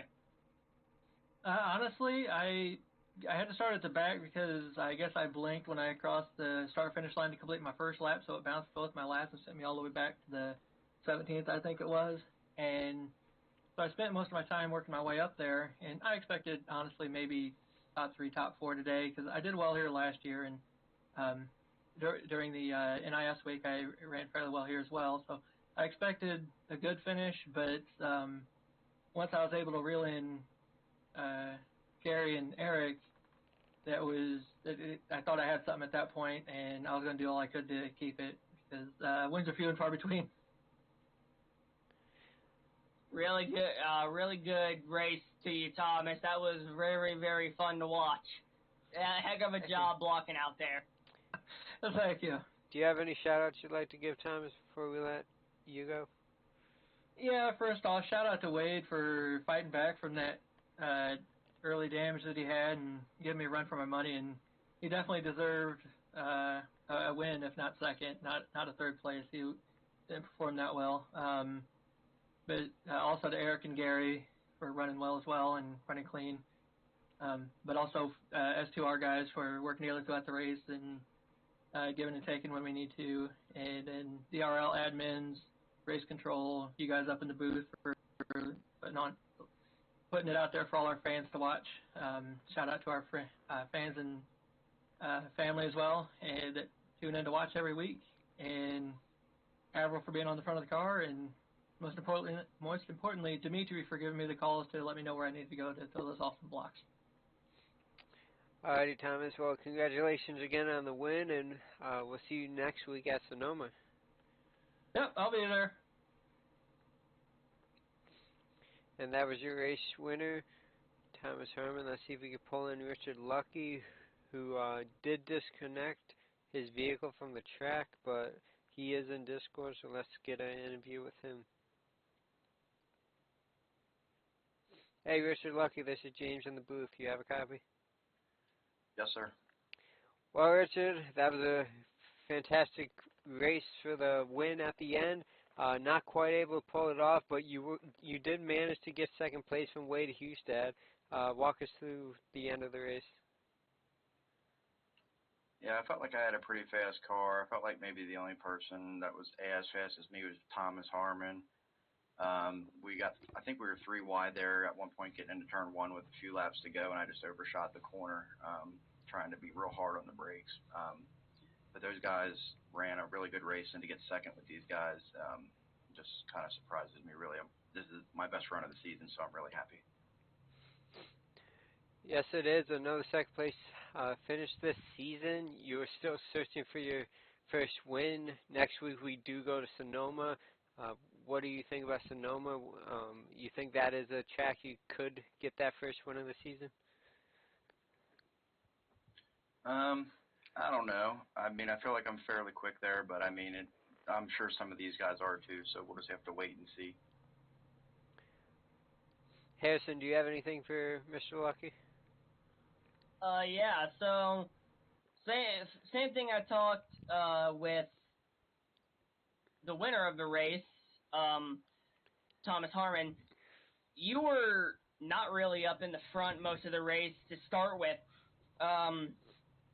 Didn't really look like a factor to win, but right at the end, you just had a huge shot into the front, and pretty much all eyes were on you as well at the end of the race, and you get a top 3. Did you honestly think you were going to get into the top 5, or did you think you were just gonna run around before this happened? Well, honestly, it's normal for me and Chris to kind of ride around at the back and just kind of bide our time and get through the cautions and that kind of deal. I knew I was really, really fast, especially on that last run or the run before that last caution. I drove.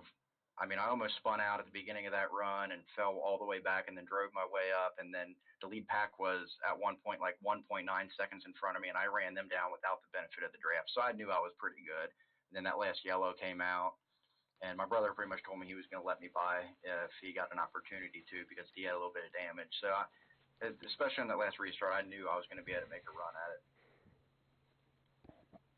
Yeah, very, very, very great job out there, able to get a top 3. That was very Do you have any shout-outs you'd like to give Richard before we let you go? Just to my brother for always helping me out, being my teammate, to Wade and Thomas and everybody else for running a pretty clean race, and to all of DRL for everything that you guys do. I know it's a lot of time and a lot of work, and thank you, James and Harrison, for doing the broadcast tonight. welcome. Our pleasure, man. Well, congrats on your second place finish. We'll see you next week at Sonoma, and hopefully we'll talk to you in Victory Lane. Yeah, thank you. That was Richard Lucky, our second place finisher. Last but not least, let's see if we can pull in Wade Hustad.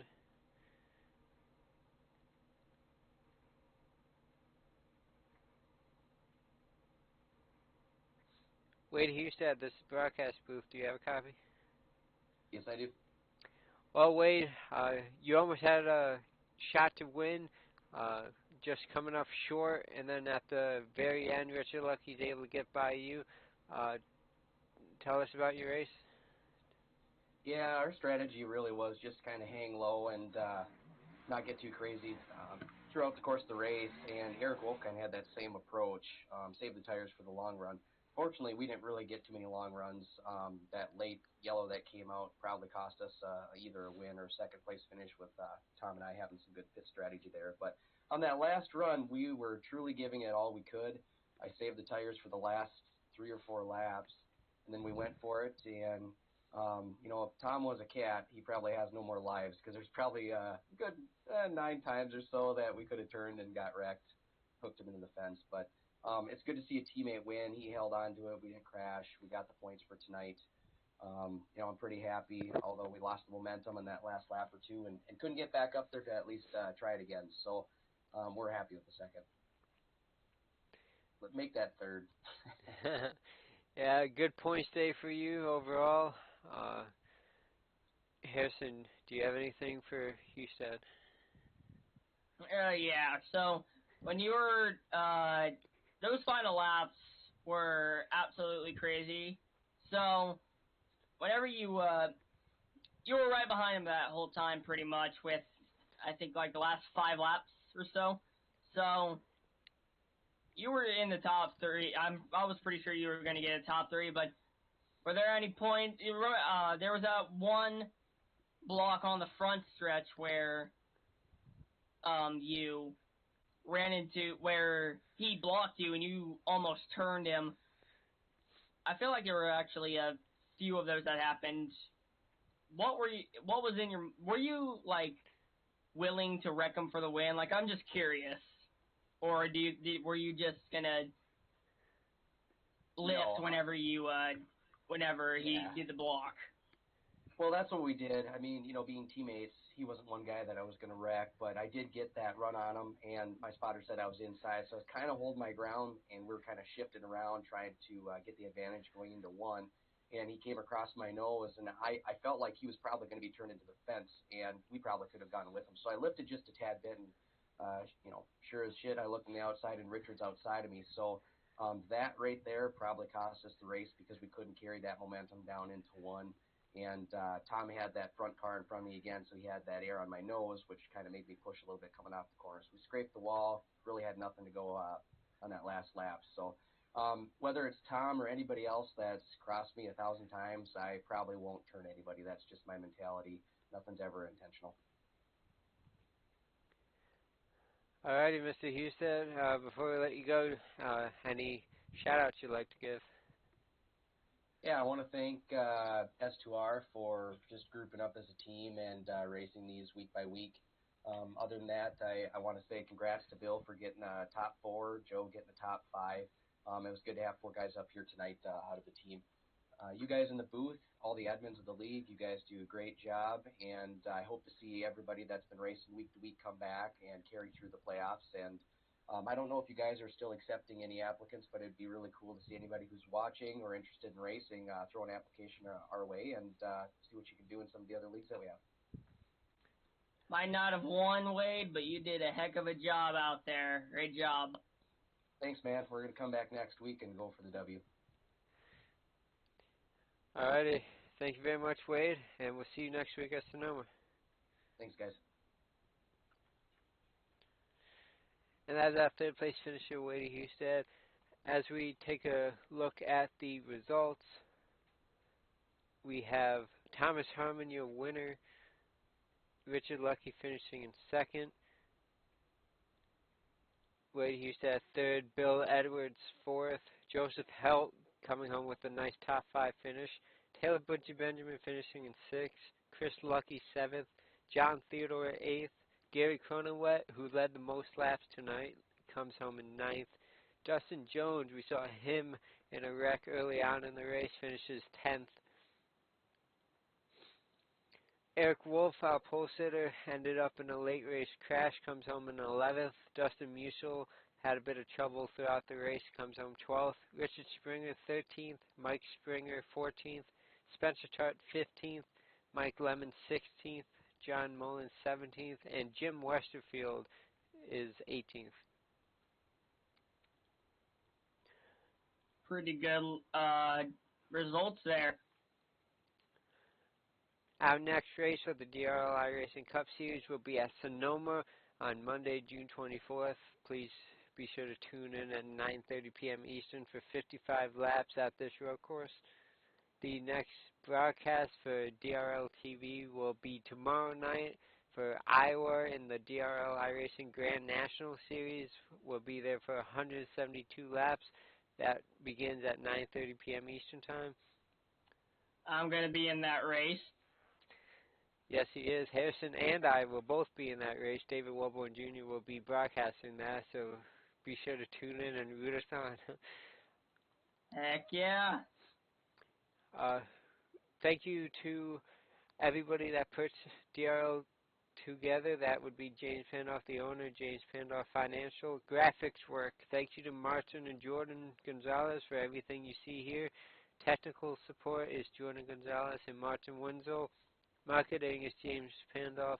Broadcast, thank you to everybody that broadcasts week in and week out. David Welborn Jr., Taylor Butcher Benjamin, Martin Wenzel, Getty Buckner, James Pandoff. And thank you, Harrison, for joining me tonight. Special guest, Harrison Chandler. Race Control, Martin Wenzel, Getty Buckner, James Pandoff, Robbie Armstrong, Dakota Wilkins, Ryan Hasgard, Jeremy Hebel, Richard Springer, Eric Weatherholtz.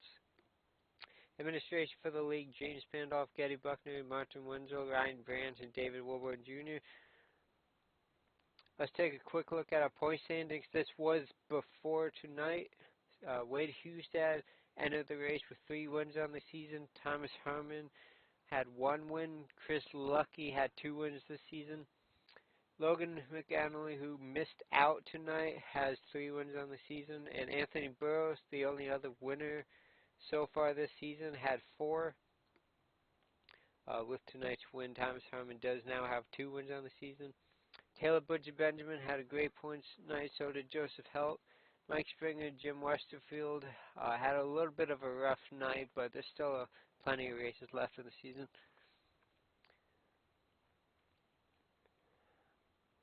Again, this was Pocono 200. 80 laps here for the DRL iRacing Cup Series. Thank you all for tuning in, and thank you, Harrison, once again for joining me in the booth. Yeah, 10-4. You're welcome, man. I really appreciate being here. hopefully I can do it next week. That would be really cool. Yeah, we'd love to have you. If you guys don't already, please be sure to subscribe on YouTube. Check us out on Facebook and check out our website, DynastyRacingLeague.com, if you'd like to join us for the week-to-week iRacing League action. Again, I'm James Pandoff, and so long and take care.